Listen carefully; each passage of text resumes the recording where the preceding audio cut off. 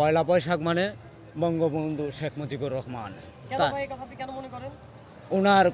ওনার কথাই দেশ স্বাধীন হয়েছে, ওনাকে ছাড়া দেশ স্বাধীন হয়নি।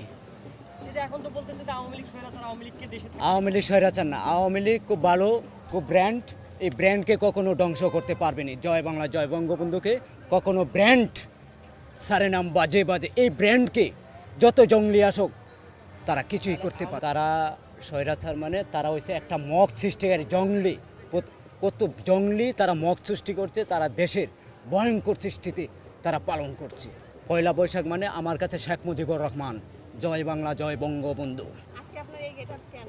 এই যে আজকে আমি বসে থাকতে পারলাম না, ওনার অস্তিত্ব দেখে ওনাকে দাম দেওয়া হচ্ছে না, তাই জন্য আমার দুঃখে আজ আমি জয় বাংলা জয় বঙ্গ কাকে দাম দেওয়া হচ্ছে? শেখ মুজিবুর রহমানকে উনি বলতে আমি বলছি যারা শেখ হাসিনাকে তাড়িয়েছে তারাই অরিজিনাল।